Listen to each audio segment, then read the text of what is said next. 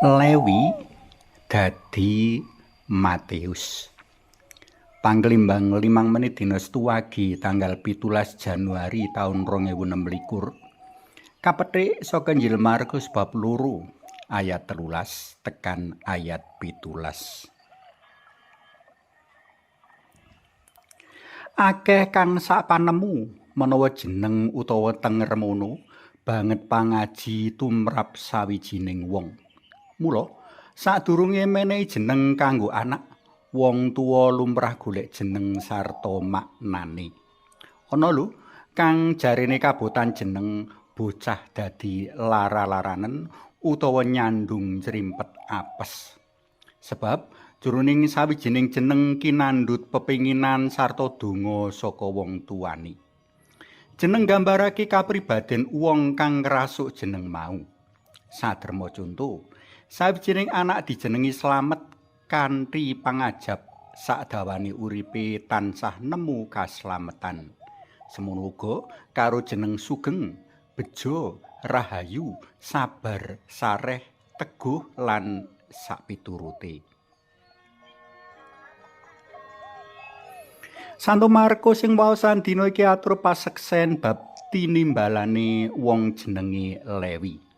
Kayakini menawa wong sing jenenge Lewi iki padha karo wong sing jenenge Matius kang ngripta Injil. Aku darbi panemu menarik ngenani priyagung iki. Jeneng Lewi ngemu teges kemantil. Wiwit kawite Lewi mujudake anak katelune Lea karo Yakub. Kanthi anak katelu iki, Lea luwih yakin menawa Yakub bakal luwih tresna marang dheweke ketimbang marang Rachel marune. Sabanjure, tedhak turune Lewi kasampiran jejiban ladi Gusti jroning kemah suci kang sabanjure dadi padaleman suci. Suku Lewi antuk jejiban biyantu para imam kayata nanggung kekidungan, nyawisake uba rampe pisungsung lan sapiturute. Ing waosan dina iki, pranyata Lewi dadi sawijining juru mupubiya. Kudune dheweke rak ya dadi salah siji saka wong-wong kang ngemunah ladi padaleman suci ta. Dene jeneng Matius ngemu teges kanugrahaning Gusti.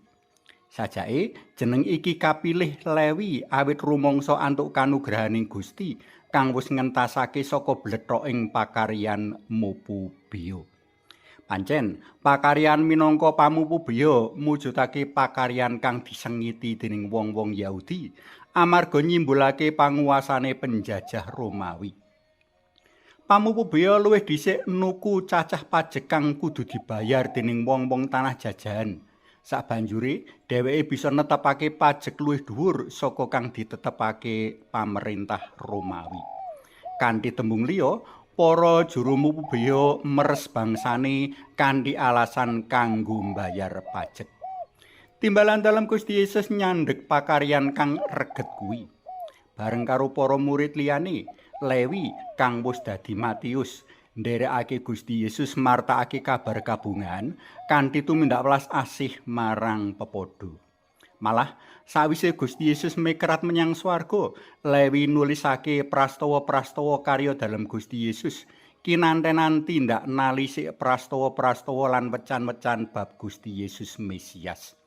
Saka Injil reptane Santo Matius, para penderek dalam Gusti antuk gambaran luwih wutuh saka Gusti Yesus sejatine.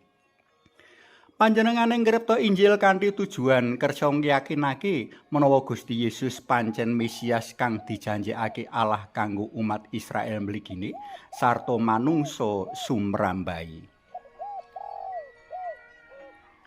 Para tresna pelem kinasih, Lewi martobat kejaba kanthi ninggalake pakaryan lawase minangka juru mupubiya, nanging uga nganti ganti jeneng nganggo Matius.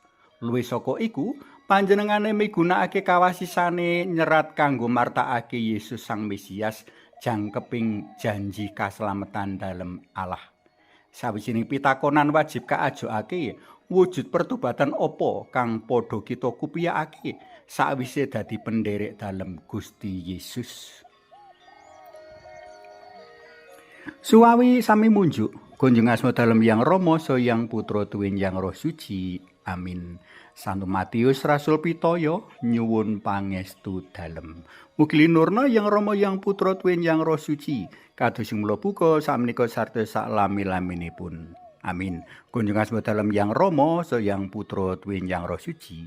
Amin.